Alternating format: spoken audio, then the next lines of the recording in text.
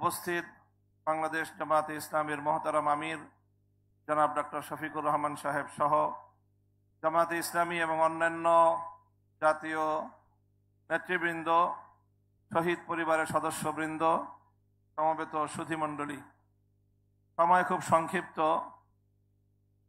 সংক্ষিপ্ত আকারে কয়েকটি কথা আমি পয়েন্ট আকারে বলছি। প্রথম, আমি বাংলাদেশ জামায়াতে ইসলামীকে অভিনন্দন জানাচ্ছি ইতিহাসের অন্যতম একটি ঋণ পরিশোধ করার জন্য।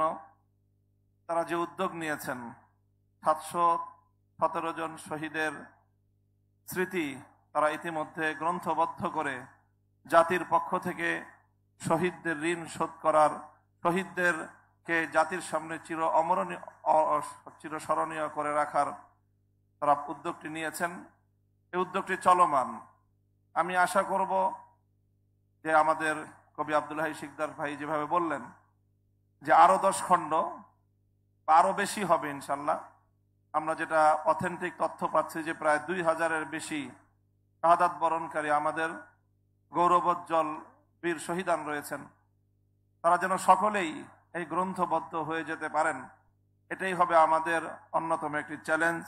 আমাদের সকলের পক্ষ থেকে বাংলাদেশ জামায়াতে ইসলামী ঐতিহাসিক দায়িত্বটি পালন করায় আমি বাংলাদেশ খেলাফত মজলিস এবং আলেম সমাজের পক্ষ থেকে তাদেরকে অভিনন্দন জানাচ্ছি। সেই সঙ্গে আব্দুল হাই শিকদার সাহেব যে কথাটি বললেন, আমিও সে কথাটি বলার চিন্তা করছিলাম যে বাংলাদেশের ঐতিহাসিক স্বাধীনতার যুদ্ধ, ৭১-এর মুক্তিযুদ্ধে যে বাংলাদেশের শাহাদাত বরণকারীদের যে সংখ্যা, এ নিয়ে যে ধূম্রজাল, এই তথ্য শুনলাম আজ প্রথম যে গবেষণা করতে গিয়ে 22,000 পর্যন্ত সংখ্যা বেরিয়েছিল। 22,000 হোক, যাই হোক, তো একজন ব্যক্তির একটি আবেগ মাখা বা একটি মিথ্যা বক্তব্যকে ধামাচাপা দেওয়ার জন্যে 22,000 বীর শহীদানদের পরিচয়কে গোপন করে রাখা একটি জাতীয় অপরাধ। এই জাতিকে কলঙ্ক মুক্ত করার জন্য একটি উদ্যোগ হওয়া উচিত।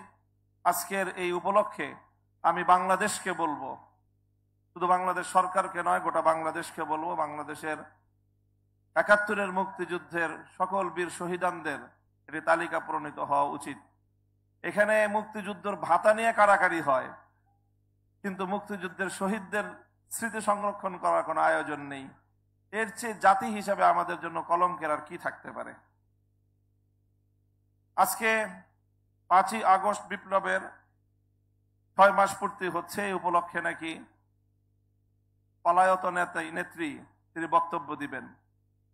তিনি মাঝে মাঝে এই বক্তব্য দিতে গিয়ে বলেন যে আমার কি অপরাধ, উনি খুঁজে পান না ওনার কি অপরাধ।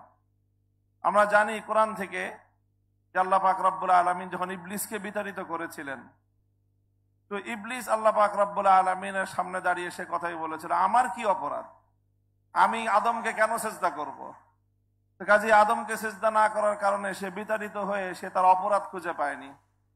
আপনি বাংলার 2000 দামাল সন্তানকে প্রকাশ্য নির্দেশে হত্যা করলেন, এরপরেও আপনি আপনার অপরাধ খুঁজে পান না। এর চেয়ে জঘন্য অপরাধ আর কি হতে পারে। কাজে এই জন্য যদি আজকে বক্তব্য দেনই, তাহলে আমি আশা করব এবং আহ্বান জানাবো এমন একটা বক্তব্য দিবেন যে আপনি মাস্টার মাইন্ড হিসাবে কাকে কাকে হত্যাকাণ্ডের নির্দেশ দিয়েছিলেন, এই জুলাই আগস্ট হত্যাকাণ্ডের সকল সংশ্লিষ্ট অপরাধীদের তালিকা স্বীকারোক্তিমূলক একটি বক্তব্য আপনি দিবেন এবং সেই বক্তব্যের সূত্র ধরে আপনাদের এই 164 জাতির সামনে আপনারা করবেন। সেই স্বীকারোক্তির ভিত্তিতে আগামী দিনে বিচারের কাঠগড়ায় দাঁড় করিয়ে আপনাদের বিচার করা হবে। পার্শ্ববর্তী দেশ হিসেবে ভারতকে বলতে চাই যে আপনারা বাংলাদেশের স্বাধীনতা সার্বভৌমত্বকে যদি এতটুকু সম্মান করতে না জানেন, তাহলে আপনাদের সঙ্গে কূটনৈতিক সম্পর্ক বাংলাদেশ রাখবে কিভাবে। যে আপনারা বাংলাদেশের একটি ওয়ারেন্টভুক্ত আসামিকে আপনার কোলে বসিয়ে জাতির বিরুদ্ধে, শহীদদের বিরুদ্ধে আবার নতুন করে বিষোদ্গার করবার জন্য প্ল্যাটফর্ম তৈরি করে দিবে, আর বাংলাদেশের মানুষের সঙ্গে আপনার প্রীতের সম্পর্ক থাকবে, এই ধরনের গাঁজাখড়ি কূটনৈতিক চিন্তা করা ঠিক নয়। এই জন্য ভারতকেও বলবো, বাংলাদেশের মানুষের প্রতি শ্রদ্ধা প্রদর্শন করুন, দেশের জনগণের সঙ্গে সম্পর্ক তৈরি করুন। ওই পতিত আওয়ামী লীগ আর পতিত ফ্যাসিবাদের সঙ্গে সম্পর্ক রক্ষা করে বাংলাদেশের সঙ্গে আপনারা বন্ধুত্ব রক্ষা করতে পারবেন না।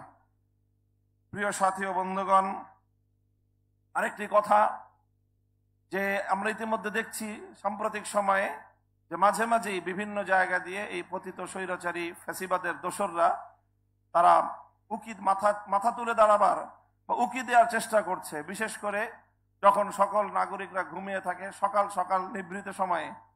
তো এই সময়ে আমি বাংলাদেশের সকল নামাজি মুসল্লিদেরকে বলবো যে ফজরের পরে সব ঘটনাগুলো ঘটতেছে। বাংলাদেশের 3.5 লক্ষ থেকে 4 লক্ষ মসজিদ আছে। এই মসজিদের মুসল্লিরা ফজরের পরে একটু অ্যালার্ট থাকবেন, যেন বাংলাদেশে কোনো দুষ্কৃতিকারী, কোনো পতিতের স্লোগান তুলে বাংলাদেশের মাঠে যেন নামতে না পারে। শহীদদের রক্তের সঙ্গে গাদ্দারি করবার কোনো সুযোগ কাউকে আমরা দিতে পারি না। বাংলাদেশে বিচার হতে হবে।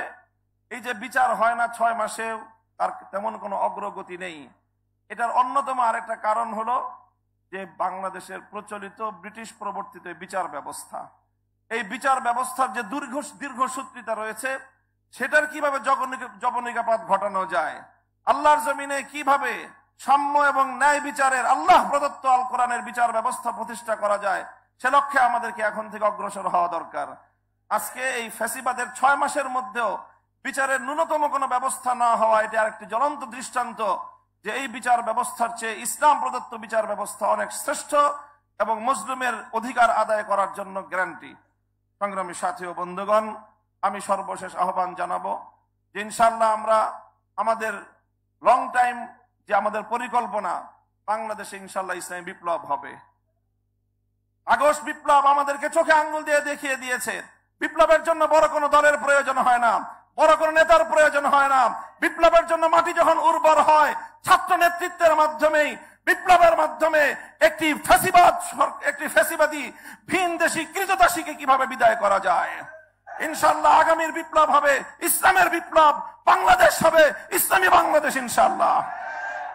আপাতত ফ্যাসিবাদ যেন বাংলাদেশে কোনোভাবে প্রবেশ করতে না পারে, মাথা তুলে দাঁড়াতে না পারে। সকল রাজনৈতিক দলকে স্পষ্ট বার্তা দিতে চাই, যাদের কাঁধে ভর করে অথবা যাদের কথায় আশকারা পেয়ে আওয়ামী লীগ এবং তার দোসররা বাংলাদেশের রাজনীতিতে পুনর্বাসিত হওয়ার চেষ্টা করবে, তাদেরকেও আমরা রুখে দাঁড়াবো ইনশাআল্লাহ।